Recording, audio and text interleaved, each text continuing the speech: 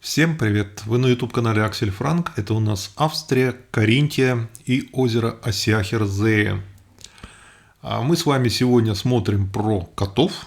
Кошка Анфиса сегодня будет у нас зажигать, все остальные будут наблюдать. А кроме того, я вам расскажу про одну из особенностей жизни на озере. А именно отношения с Министерством лесов, Министерством природопользования. Мы получили одно письмо, и вот по поводу этого я вам немножко расскажу. Итак, приступаем. Анфисия с мышью ходит там. Один зритель, другой зритель. Вот. А это, у нее мышь. У Анфисии мышь. Это обычное дело. Она специально ее выпустила. А так. Иногда она отдает мышь Арчику. Куражится. Вот она поиграется с ней, потом берет и отдает Арчику. Но не всегда, но часто. Арченьке еще недели 2 подождать.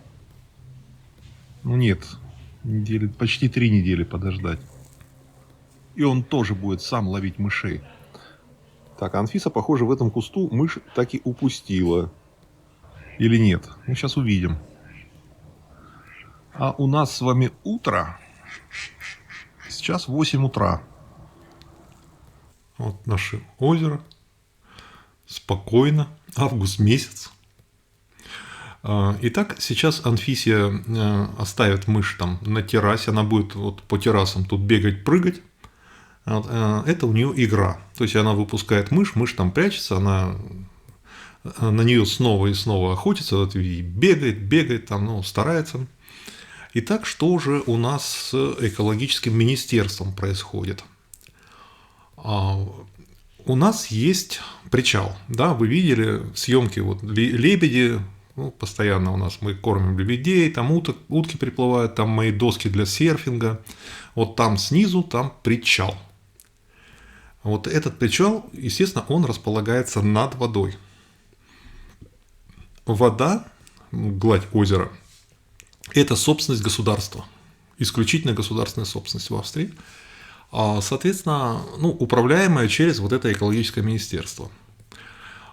И прилегающая к озеру там около 2 метров, это тоже государственная земля, это, так сказать, зона защищенная там растения вот эти озерные и так далее. Природоохранная зона, там ничего нельзя строить. Соответственно, наш причал в той своей части, которая вот находится над водой, над государственной землей, она как бы закрывает вот эту площадь. Мы используем как бы площадь вот государственную. И за это мы платим аренду. То есть у нас раз в год мы оплачиваем арендную плату за вот эту площадь воды, над которой находится причал. А потом у нас там вбиты 2 деревянных столба вбиты, которые ограничивают определенную площадь, куда можно на лодке заплыть, на доске заплыть.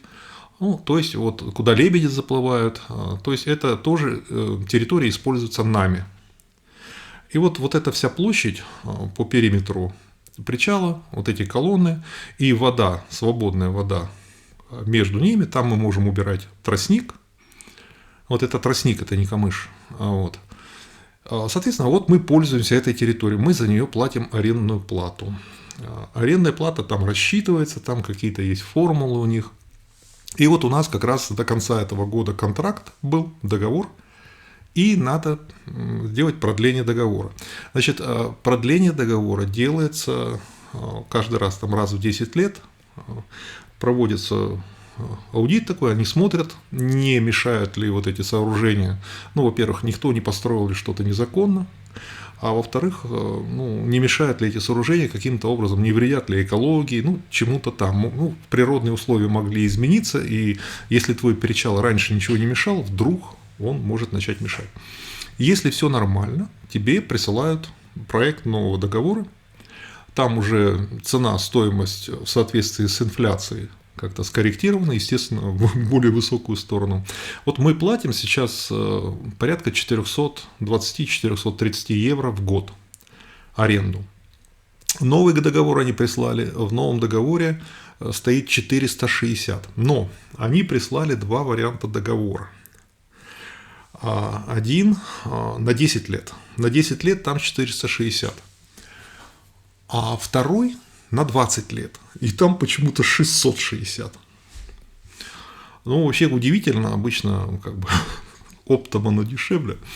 На более долгий срок, на более длительный срок. Ну, странно, очень странно. Естественно, я почитал, отправил письмо, и вот, во-первых, говорю, ну вот через 10 лет там с продлением как? Вот, или через 10 лет уже все, продления не будет, а вот если 20 лет, тогда вот тебе 20 лет. Во-первых. А во-вторых, а почему на 20 лет стоит дороже, годовая плата дороже стоит, чем если на 10 лет заключать? Ну, вот странно. И мне ответили, что продление, опять же, на тех же самых условиях, то есть, если экологические и какие-то природные условия не изменились, вам просто это все продляется. Во-первых. А цена выше, потому что цену типа они фиксируют. То есть, она не будет меняться в зависимости от инфляции.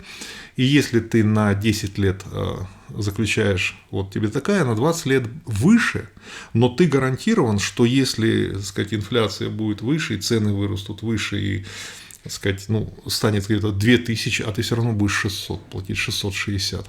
Очень странная арифметика, странная математика. Мы заключим на 10 лет все-таки. Я думаю, это у них желание заработать, вполне понятное. Просто сейчас в Австрии последние пару лет высокая инфляция, когда вот эти начались цены энергоносителей скакали, было вот сначала был коронавирус, потом вот война, связанная с войной, санкции и так далее. Но постепенно инфляция успокаивается, постепенно все это. Но на фоне вот этих инфляционных страхов, они решили попробовать. А почему бы не попробовать? Может, кто-то купится на 20 лет и платить больше. Нет, мы подумали, что, наверное, мы все-таки заключаем на 10 лет, а там будь что будет. Анфисия, видите, она и так прыгает, у нее физзарядка просто потрясающая.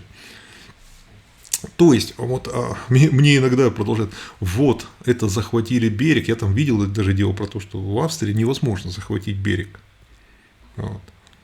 Это в принципе исключено. То есть, у нас вот это сооружение, во-первых, оно должно быть полностью законно. Вот этот причал, взять и построить себе причал, тебя вычислят в течение нескольких недель, и тебе это так дорого будет стоить. Ты потом задним числом узаконить невозможно. Ты должен будешь все демонтировать, заплатить за все. То есть, все это законно, во-первых. Во-вторых, ты за это должен платить аренду. То есть, вот логика такая, если ты используешь территорию вот этой воды, а это государственная вода, соответственно, ты должен за это платить. Кроме того, мы еще платим компенсацию ущерба рыбному хозяйству. Вот опять же, исходя из этой самой площади, так как на этой площади рыбачить нельзя, кто бы там рыбачил? Тем не менее, теоретически. То есть, рыбаки, рыболовный союз, он платит аренду Министерству экологии. А ты, соответственно, должен за то, что они не могут рыбачить на вот этой площади, которую ты используешь под свои сооружения, ты должен компенсировать какую-то сумму. И ты тоже обязательно от этого отмазаться как-то вообще нельзя. И там тоже сумма порядка такой же суммы. То есть, вот это удовольствие все с причалом обходится нам порядка 1000 евро в год, чуть меньше может быть. Много это или мало, за удовольствие это вообще немного. Можем себе позволить. Так, Анфисия там продолжает свою борьбу. Потом, в отношении вот этого тростника, камыша, почему-то его камыш называют, нет, это тростник. Там не сигары в конце, а метелки такие, я показывал уже, еще раз покажу, что это метелки. Его, я уже говорил, ну, мои постоянные зрители знают, но для тех, кто недавно присоединился, повторю, его нельзя категорически срезать. Вот. Его нельзя срезать, уничтожать как-то, вот, ничего с ним нельзя делать. Почему нельзя делать? Потому что, ну, во-первых, это защищенный вид, это защищенная зона. Во-первых, это среда обитания огромного количества водоплавающих, рыба там, какие-то вот, ну, кого там только нет. Там жизнь кишит вот этих зарослях тростника, они по всему озеру, по берегу. Это первое. А вторая, не менее важная, это горное озеро. То есть оно глубокое, 50 метров. То есть, как бы заход в воду постепенно, ну, сказать, глубже. То есть берег под уклоном. То есть это не плоское озеро. И если с горы потечет что-то сильно, ну вот какие-то ливни начнутся, что-то, то это все может элементарно сползти в воду. Вот это не сползает во многом благодаря тому, что есть вот этот тростник. То есть он укрепляет берег. Вот, важнейшей функцией тростника является укрепление берега. Вот Анфисия пошла за следующей мышью. Вот, вышла, поле скошенное, а рядом справа от меня там кукурузное поле. То есть уберешь тростник, у тебя берег поползет вместе со своими домиками и со всем вот этим. Вот, поэтому за этим следят, то есть аэрофотосъемка ежегодно, обязательно. И, насколько я знаю, 2 раза в год делается аэрофотосъемка. И сравниваются площади, то есть если будет замечено, что кто-то где-то, так сказать, уничтожил вот этот тростник, ну, будут меры. А также они выявляют незаконные постройки, возможно, если кто-то что-то незаконно построил, то есть все по-взрослому. Вот Арчику досталась мышь. Арчику досталась мышь. То есть Анфисия ему оставила, но мы тоже Арчик не надо вот это. Если Анфисия не стала есть, значит, ну, тоже что-то не совсем порядка. Так, Анфисия, это для бак вот этого биоотходов, компостный ящик. Вот.